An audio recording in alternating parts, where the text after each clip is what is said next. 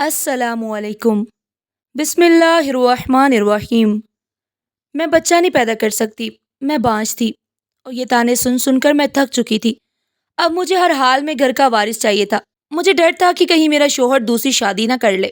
ایسے میں نے ایک کھیل رچایا اور بڑی چالاکی سے ایک لڑکے کے گھر ساس بن کر اپنے ہی شوہر کا رشتہ لے کر گئی اور بات پکی کروائی۔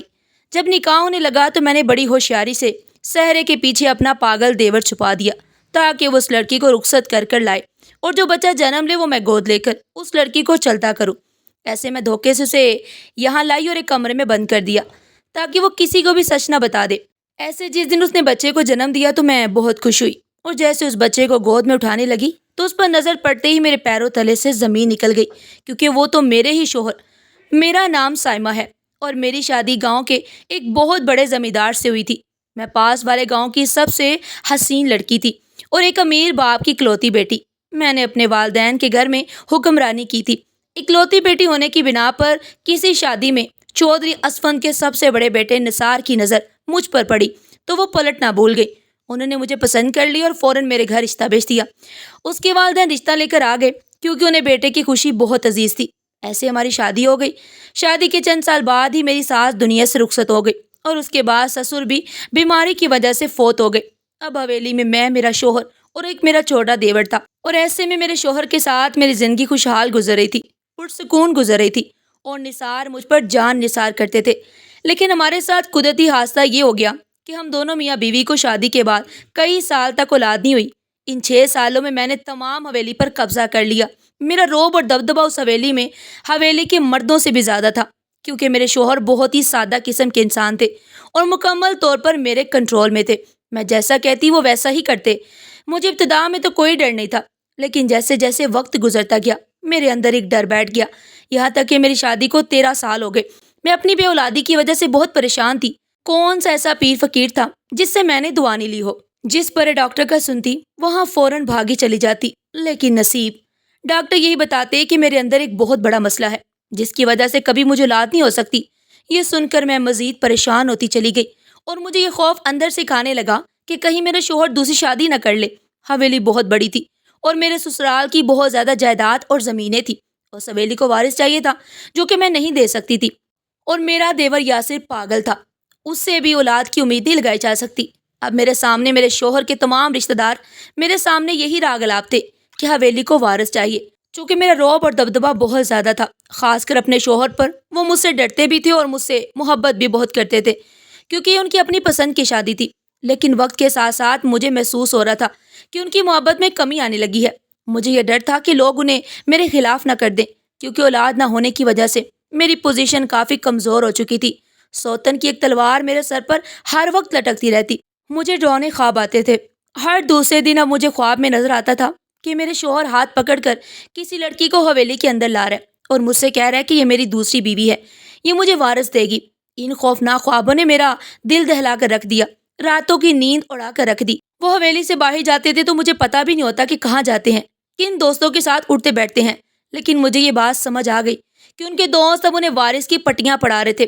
ہر قسم کی نظر میرے شوہر پر تھی کیونکہ وہ بہت بڑے زمیندار تھے اور ہر کوئی چاہتا تھا کہ ان کی بہن بیٹی کو جگہ ملے اور وہ عیش کی زندگی گزارے۔ میں کسی صورت بھی اپنی جگہ کسی کو نہیں دینا چاہتی تھی۔ پچھلے 13 سالوں سے میں حویلی میں حکمرانی کر رہی تھی اور مجھ سے یہ بات بالکل بھی برداشت نہیں ہو رہی تھی کہ کوئی یہاں آئے اور میری جگہ حکمرانی کرے اور میں کونے میں بیٹھی رہوں، کیونکہ حکمرانی صرف اولاد والی کی ہو سکتی ہے۔ شادی کرنا چاہتے ہیں لیکن میرے ڈر سے کچھ کہہ نہیں پا رہے، کیوں نہ ہم کوئی بچہ گود لیں۔ ایک دن میں نے ان سے کہہ ڈالا تو دیکھا کہ ان کا موڈ بہت خراب ہو گیا۔ میری اس بات پر حویلی کو اپنا وارث چاہیے جو اپنا خون ہو، کسی اور کا بچہ لا کر ہم کیا کریں گے؟ ہماری ساری جائیداد پر ہمارے خون کا حق ہونا چاہیے، ہمارے وارث کا حق ہونا چاہیے، نہ کہ کسی اور کا۔ میرے شوہر نے سخت تاثرات کے ساتھ کہا اور وہاں سے چلے گئے۔ ان کا یہ رویہ دیکھ کر میں سمجھ گئی کہ اب میرا مقام اس گھر میں کم ہونے والا ہے۔ مجھے جلد از جلد کوئی ترکیب کرنی تھی ورنہ میری حکومت ختم ہو جاتی۔ اگر میری حکومت ختم ہو گئی تو میں پاگل ہو جاؤں گی۔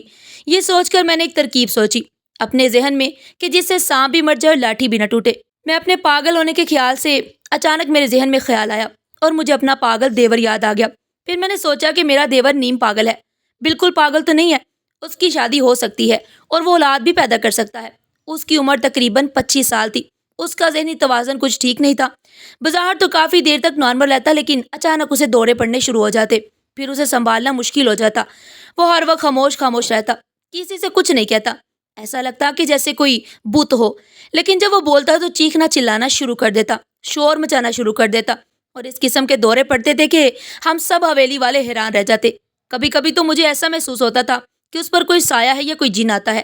میں نے اپنے دیور کی شادی کرنے کا سوچ لیا کہ اس کی بیوی حویلی کو وارث دے سکے، لیکن سب سے بڑا مسئلہ یہ تھا کہ ہر کوئی جانتا تھا کہ میرا دیور نیم پاگل ہے اور کوئی اسے اپنی بیٹی نہیں دے گا۔ پھر مجھے ایک ایسی لڑکی کی خبر ملی جو کم عمر اور حسین تھی، اور وہ بالکل ہی سادہ سی تھی، یعنی روب میں آنے والی لڑکی تھی جس کو قابو میں کیا جا سکتا۔ وہ لوگ ہمارے گاؤں سے کافی دور رہتے تھے، انہیں ہمارے بارے میں سب کچھ پتا تھا، لیکن انہوں نے کبھی مجھے دیکھا نہیں تھا۔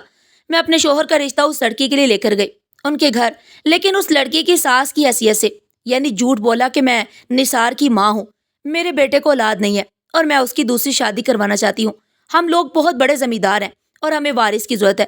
میری بہو کو یہ بات پتہ نہیں چلنی چاہیے، اس لیے میں چوری چھپے آپ کے پاس آئی ہوں اور چوری چوری یہ رشتہ کروانا چاہتی ہوں۔ آپ میرے ساتھ حویلی چلیں ابھی کے ابھی۔ میری بہو ابھی میکے گئی ہوئی ہے، 1 مہینے کے لیے اس کی غیر موجودگی میں اپنے بیٹے کا نکاح پڑھوانا چاہتی ہوں۔ جیسے ہی وہ آئے گی تو ہنگامہ کرے گی، اس کے آنے سے پہلے میں یہ سب سنبھال لوں گی، پر میں وعدہ کرتی ہوں کہ اگر آپ نے اپنی بیٹی میرے بیٹے کے نکاح میں دے دی تو میں بڑی بہو کی طلاق کروا کر اسے گھر سے نکال دوں گی۔ میں نے لڑکی کے والدین سے کہا، وہ کافی لالچی تھے اور اتنا بڑا رشتہ دے کر خوش ہو گئے۔ میں نے اپنا تعارف ان کے سامنے نثار کی بیوی نہیں بلکہ نثار کی ماں کے طور پر کروایا، کیونکہ میں نثار سے عمر میں بھی تھوڑی بڑی تھی اور میں اچھی خاصی بڑی بھی لگتی تھی۔ پریشانیوں کی وجہ سے میرے چہرے پر جھریاں آ گئی تھی اور میں عمر سے زیادہ بڑی لگتی تھی، اور ان کو یقین آ گیا میری بات کا۔ بہت سارے جھوٹ بول کر میں انہیں حویلی لے کر آ گئی۔ میں نے ان سے کہا کہ وہ کسی سے کچھ نہیں کہیں گے اور میں انہیں خاموش رہنے کی بہت بڑی قیمت دے رہی تھی۔ اس لیے لڑکی کے والدین لالچ میں آ کر کچھ نہ بولے، بس چپ چاپ سے بیٹھے رہے۔ میرے لیے جھوٹ کو نبھانا کافی مشکل ہو رہا تھا۔ ان لوگوں کو میں نے یہ نہیں بتایا کہ یاسر پاگل ہے، بڑی مشکل سے میں نے انہیں راضی کیا ہے۔ آپ بس خاموش رہیں اور کسی کو کچھ پتہ نہیں چلنا چاہیے، میں ان کا نکاح پڑھوا دیتی ہوں۔ میں اپنے شوہر سے رازدانہ انداز میں کہا اور انہیں خاموش رہنے کا کہا۔ وہ تو پہلے مجھ سے ڈرتے تھے تو چپ ہو گئے۔ پھر میں نے اپنے دیور کو کونے میں لے گئی اور اس سے کہا کہ میں ان لوگوں کو لے آئی ہوں، خفیہ طور پر تمہارا نکاح اس پیاری سی لڑکی سے ہونے والا ہے، بس تم نے سہرے کے پیچھے چھپ کر خاموشی سے قبول ہے کہنا ہے۔ میں نے اپنے دیور کو ابھی اچھی خاصی پٹی پڑھا دی اور اسے لڑکی بھی دکھائی۔ لڑکی کا حسین چہرہ دیکھ کر میرا دیور خاموش ہو گیا تو میں سمجھ گئی کہ وہ اس لڑکی کو اپنا بنانا چاہتا ہے، سب کچھ میری خواہش کے مطابق۔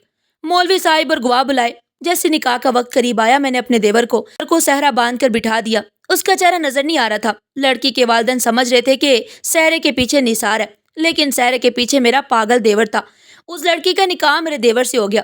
میں نے کہا کہ فوراً اس لڑکی کے والدین کو چلتا کیا جائے، اور چوکیدار سے بھی کہا کہ اگلی دفعہ یہ دونوں یہاں پر نہیں آنے چاہیے، اور اگر یہ دونوں حویلی میں آنا بھی چاہیں تو انہیں دھکے دے کر باہر نکال دیجیے گا۔ ان دونوں میاں بیوی کا داخلہ ممنوع ہے حویلی میں۔ اس طرح سے لڑکی کے والدین کا پتہ بھی میں نے کاٹ دیا۔ اب لڑکی کی باری تھی۔ میں نے کافی پٹیاں پڑھا کر اپنے دیور کو لڑکی کے ساتھ بھیج دیا اس کے کمرے میں۔ صبح ہوتے ہی میرا دیور کہیں نکل گیا اور واپس نہیں آیا، وہ لاپتہ ہو گیا۔ مجھے بہت پریشانی ہوئی۔ میں نے اپنے شوہر سے بات کی تو وہ مطمئن تھے، وہ بولے کہ آ جائے گا۔ میں نے دیکھا کہ لڑکی بے حد حسین ہے اور سادہ سی ہے۔ میں نے اس پر مکمل طور پر قبضہ کر لیا۔ اس نئی لڑکی کا نام نمرا تھا۔ نمرا کی حیثیت حویلی میں ایک ملازمت سے زیادہ نہیں تھی۔ بھلا میں کیسے برداشت کر سکتی تھی کہ میری دیورانی میرے برابر آ کر کھڑی ہو جائے؟ لیکن دیور کے لاپتہ ہونے سے میں تھوڑی سی پریشان ہو گئی تھی۔ نکاح کی صبح وہ چلا گیا اور اس کے بعد سے 2 مہینے ہونے کو تھے، وہ واپس نہیں آیا۔ 2 مہینے ختم ہونے والے تھے کہ مجھے پتا چلا کہ میری دیورانی امید سے ہے، تو میں بہت خوش ہوئی۔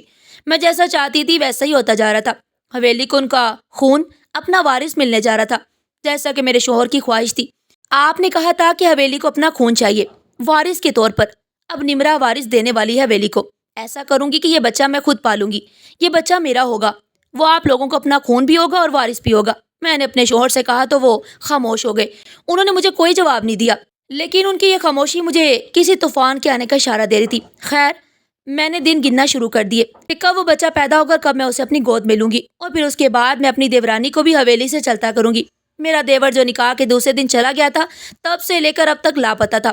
میرے شوہر نے بہت ڈھونڈا لیکن اس کا کوئی اتا پتہ نہیں تھا، پر مجھے دیور کے لاپتہ ہونے سے کوئی فرق نہیں پڑتا۔ مجھے صرف بچہ چاہیے تھا اور وہ مجھے مل رہا تھا۔ 9 مہینے تک میں نے اپنی دیورانی کو قید کر کے رکھ دیا، اس کے کھانے پینے کا خیال رکھا، لیکن اسے کسی سے ملنے نہیں دیا۔ اس کے والدین ایک دفعہ اس سے ملنے آئے تھے، لیکن میرے ملازمین نے انہیں دھکے دے کر نکال دیا اور کہا کہ آئندہ یہاں نہیں آنے چاہیے۔ پھر وہ دن بھی آ گیا جب انتظار کی گھڑیاں ختم ہوئی اور میرے دیور کا بیٹا دنیا میں آیا تو میں خوشی سے پھولے نہ سما رہی تھی کیونکہ میری گود ہری ہو گئی تھی۔ میں نے فوراً بچہ چھین لیا اپنی دیورانی سے اور اسے قید کر دیا اور اس کے ارد گرد ملازمہ کا پہرا لگا دیا کہ یہ بھاگنے نہ پائے کیونکہ اس نے ابھی بچے کو دودھ پلانا تھا۔ لیکن ایک بات میں نے محسوس کی کہ مجھ سے زیادہ میرے شوہر خوش ہوئے ہیں اس بچے کی پیدائش پر۔ وہ سارا دن چھوٹو کو گود میں اٹھائے رکھتے، اس سے باتیں کرتے اور میں کھڑی بس حیران ہوتی تھی۔ میں خوش اور مطمئن تھی کہ چلو میرے شوہر نے چھوٹو کو اپنا بیٹا مان لیا ہے اور ہماری زندگی مکمل ہو گئی ہے۔ چھوٹو ہر وقت میرے پاس رہتا لیکن دودھ کی وجہ سے مجھے اسے نمرا کو دینا پڑتا۔ مجبوری میں نمرا اپنے بچے کے لیے ترستی رہتی لیکن میں نے اسے کہہ دیا کہ اس بچے کے بارے میں سوچے بھی نہیں۔ پھر ایک روز مجھے خیال آیا کہ کیوں نہ میں چھوٹو کو ڈبے والا دودھ دوں اور نمرا کو چلتا کروں یہاں سے۔ میں نے ڈاکٹر سے مشورہ کر کے چھوٹو کے لیے ڈبے والا دودھ شروع کیا اور اب نمرا کی مجھے کوئی ضرورت نہیں تھی۔ چل اب نکل یہاں سے، اب تیری یہاں کوئی ضرورت نہیں ہے اور آئندہ اپنی شکل نہ دکھانا۔ میں نمرا کو گھسیٹتے ہوئے باہر کی جانب لے کر جا رہی تھی کہ اچانک سے میرے شوہر اندر داخل ہوئے۔ انہوں نے یہ سب دیکھ لیا مگر مجھے ان کی پرواہ نہیں تھی۔ میں عرصہ دراز سے حویلی کے مکینوں کے ساتھ یہی سلوک تو کرتی آ رہی تھی اور میرے شوہر چپ چاپ خاموش تماشائی بنے دیکھتے رہے تھے۔ یہ کیا کر رہی ہو سائمہ تم؟ زندگی میں پہلی دفعہ میرے شوہر غصے میں تھے اور غصے میں بولے تو میں نے پھٹی پھٹی آنکھوں سے ان کی جانب دیکھا۔ آپ اس لڑکی کی وجہ سے مجھ پر چلا رہے ہیں؟ میں نے غصے سے کہا۔ تم اسے اس حویلی سے نہیں نکال سکتی ہو کیونکہ یہ حویلی کے وارث کی ماں ہے، میرے شوہر نے چیختے ہوئے کہا۔ تو میں حیران ہو گئی، وہ آج پہلی دفعہ اتنا چیخ کر مجھ سے بات کر رہے تھے۔ حویلی کے وارث کی ماں میں ہوں، اب اس کی یہاں کوئی جگہ نہیں ہے، میں نے ان سے بھی زیادہ اونچی آواز میں کہا تو ایسا لگ رہا تھا کہ حویلی کے در و دیوار میری آواز سے لرزنے لگے ہیں۔ یہ نہ صرف حویلی کے وارث کی ماں ہے بلکہ حویلی کے مالک کی بیوی بھی ہے، شوہر نے غصے سے کہا۔ اس پاگل یاسر کو آپ حویلی کا مالک کہہ رہے ہیں؟ حویلی کے مالک صرف آپ ہے، میں نے جواب دیا۔ ہاں، حویلی کا مالک میں ہی ہوں اور یہ میری بیوی ہے۔ اس دن اس کا نکاح یاسر سے نہیں مجھ سے ہوا تھا۔ سہرے کے پیچھے یاسر نہیں تھا بلکہ میں تھا اور یہ بچہ جو پیدا ہوا ہے یہ میرا اپنا خون ہے، میرے شوہر نے کہا۔ تو اس انکشاف پر میں اتنی حیران ہوئی کہ زندگی میں کبھی نہیں ہوئی تھی۔ میں ساری زندگی لوگوں کو دھوکہ دیتی رہی اور اب میرے ساتھ ہی دھوکہ ہو گیا تھا۔ ایسا نہیں ہو سکتا، آپ جھوٹ بول رہے ہیں، میں نے سب کی جانب دیکھتے ہوئے کہا۔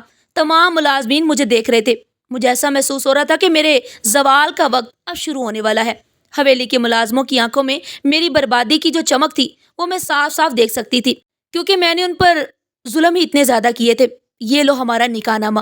میرے شوہر کمرے میں گئے، نکاح نامہ اپنے ساتھ لے آئے تو میں حیرت سے بس ان کو دیکھتی رہ گئی۔ اتنا بڑا دھوکہ کیا آپ نے میرے ساتھ، میں نے غصے سے شوہر سے کہا۔ تمہیں کیا لگتا ہے سائمہ کہ دھوکہ دینا صرف تمہاری عادت ہے؟ صرف تمہیں آتا ہے؟ صرف تم ہی لوگوں کی زندگیوں کے ساتھ کھیل سکتی ہو، انہیں تباہ و برباد کر سکتی ہو، انہیں تکلیف دے سکتی ہو، لیکن کوئی تمہیں دھوکہ نہ دے۔ میرا شوہر اب تھوڑی نیچی آواز میں بول رہے تھے لیکن غصہ ان کا ویسے کا ویسا ہی قائم تھا۔ اس معصوم لڑکی کی شادی تم ایک پاگل انسان سے کروانا چاہتی تھی، جانتی تھی کہ جب اسے دورے پڑتے ہیں تو وہ کسی کا قتل بھی کر سکتا ہے۔ تم اس لڑکی کی زندگی برباد کرنے چلی تھی لیکن مجھ سے یہ گوارا نہیں تھا۔ نکاح کے وقت میں نے یاسر کو وہاں سے ہٹا دیا اور صحرا پہن کر خود بیٹھ گیا اور اس لڑکی کا نکاح مجھ سے ہو گیا اور یہ بچہ میرا اپنا خون ہے۔ اب یہ اس گھر سے نہیں جائے گی، اس گھر سے جانے کا وقت اب صرف تمہارا آ گیا ہے۔ میرے شوہر نے کہا کہ اب اس گھر سے جانے کا وقت تمہارا ہے، تم نکالو گے مجھے اس حویلی سے۔ تو میں اپنے شوہر کا گربان پکڑنے کے لیے آگے بڑھی تو کسی چیز سے ٹکرائی اور شیشے کی میز پر میرا سر لگ گیا اور اس کے بعد میری آنکھوں کے سامنے اندھیرا چھا گیا اور مجھے کچھ بھی یاد نہیں رہا کہ میرے ساتھ آخر ہوا کیا ہے۔ جب میری آنکھ کھلی تو میں ہسپتال میں موجود تھی۔ میرا شوہر کہاں ہے؟ سامنے کھڑی ہوئی نرس سے میں نے پوچھا۔ نرس اسی وقت وہاں سے چلی گئی، بھاگ کر بڑے ڈاکٹر کو بلا لی۔ چوٹ لگنے کے بعد آپ کوما میں چلی گئی تھی، پچھلے 7 مہینے سے آپ کوما میں ہی تھی، آج پورے 7 مہینے کے بعد آپ کو ہوش آیا ہے، ڈاکٹر نے بتایا۔ تو میں حیران و پریشان رہ گئی، میرے شوہر کہاں ہے؟ میں نے پھر سے سوال کیا۔ آپ کے شوہر تو آپ کو ہسپتال چھوڑ کر چلے گئے تھے اور آپ کے علاج کے پیسے بر وقت دیتے رہے۔ یہ خط دیا تھا جاتے وقت، انہوں نے کہا تھا کہ جب آپ کو ہوش آئے تو میں آپ کو یہ خط دے دوں۔ نرس نے ایک لفافہ میری جانب بڑھایا۔ اب مجھے ڈسچارج کر دیا گیا تھا۔ میں فوراً حویلی کی جانب گئی، کسی طرح حویلی پہنچ گئی۔ وہاں جا کر میں نے دیکھا کہ وہ بچہ جو پیدا ہوا تھا اب 7 مہینے کا ہو چکا تھا۔ حویلی کے برآمدے میں وہ بچہ جھولے میں پڑا کھیل رہا تھا اور میرا شوہر اور میری سوتن نمرا اسے دیکھ کر خوش ہو رہے تھے۔